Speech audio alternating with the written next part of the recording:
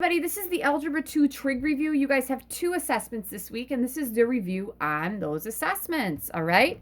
So what you're going to have is a Chapter 7 review. I'm just going to go through a couple of problems in each of them just to give you guys an idea of what I'm looking for, okay? Keeping in mind that my unit circle is right by me, and whenever I'm talking about my unit circle, remember all x's and y's mean cosine and then sine. If I need the tangent, it's going to be the sine over the cosine, but that's your y coordinate over your x coordinate. All right, so let's just start with number 1 on this worksheet, 310 degrees. Now, if I want to change 310 degrees to radians, here's the thing. I can't take 360 and divide it nicely to get 310. So what I'm going to do is I'm going to set up a proportion of radians over degrees. So I know that 2 pi radians, actually I'm going to go with pi radians, my bad, because that's just easier rather than dealing with 2. Pi radians is 180 degrees. I need to know how many x radians is 310 degrees. All right? So using cross multiplication, wouldn't we take this and say, okay, this is going to be 180x equals 310 pi, right? Divide by 180. X is going to equal, if we divide both of these by 10, 31 and 18 don't have any common dividers. So it's going to be 31 pi over 10. That's going to be that one. And you can figure out number 2. Number 3, if I'm going to take 8 pi over 9, and I want to change that, I'm going to do the whole thing again where I'm going to take radians over degrees. So I know that pi radians is 180 degrees, and I need to know what 8 pi over 9 is in terms of degrees, which I do not know. That's my x. So using cross multiplication, we're going to have 180 times 8 pi over 9. I'm going to put the 180 over 1. That's going to equal pi times x. If I divide both sides by pi, that's the same thing as multiplying by 1 over pi, which I like, all right, because this will be gone, and x is going to be equal to, okay, let's see what we got here, you guys. The pi's are gone. 180 divided by 9, wouldn't this be 20? Right? And there we go. 20 times 8, that's going to give me 160 degrees. All right, so I'm feeling okay with that. Both of those did not occur on my unit circle. All right? So that's that. The next thing I'm going to do is I want to look at 5. We're going to find the sine of 7 pi over 6. I'm going to do 8, which is the cosine of pi over 6. And number 9, which is the tangent of 7 pi. Actually, yeah, let's do 13. That one looks like a little more fun for me. So 13. It's going to be the tangent of 5 pi over 3. All right. So let's start with that. And then I'm actually going to go ahead and look at 14 right away. The sine of x equals the square root of 3 over 2. All right. So I'm going to have to flash this thing in and out. You guys can always have this next to you when you're doing this assignment. The sine of 7 pi over 6. So if I go to 7 pi over 6, 7 pi over 6 is here. It's the point, the negative square root of 3 over 2, negative 1/2. Right? So 7 pi over 6, that's where I'm at. All points on the unit circle go x, y, or cosine, sine.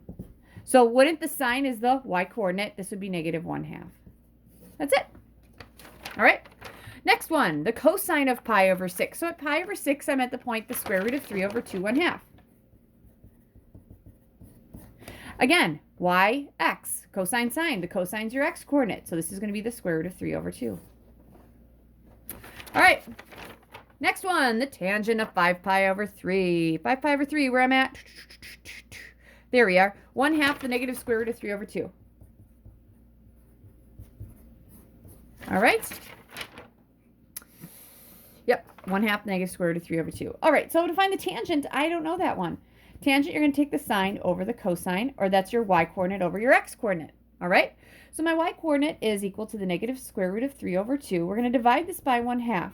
So I'm going to rewrite this division sign here, and we're just going to go the negative square root of 3 over 2 divided by 1/2. All right, how do you guys divide fractions? We multiply by the reciprocal. The reciprocal of 1/2 is 2 over 1. These guys divide out. We're left with the negative square root of 3. There you go. That's it.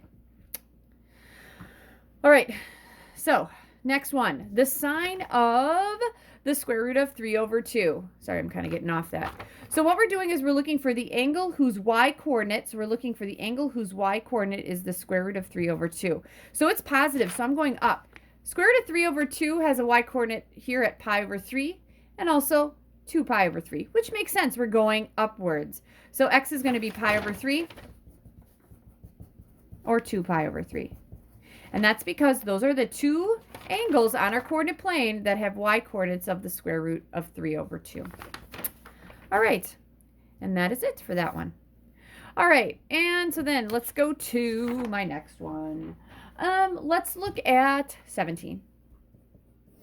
Okay, so for graph the following. Actually, let's do 19. 19 looks a little more fun. I'm trying to do the ones that are a little more challenging. Y equals 3 times the sine of 2 times theta.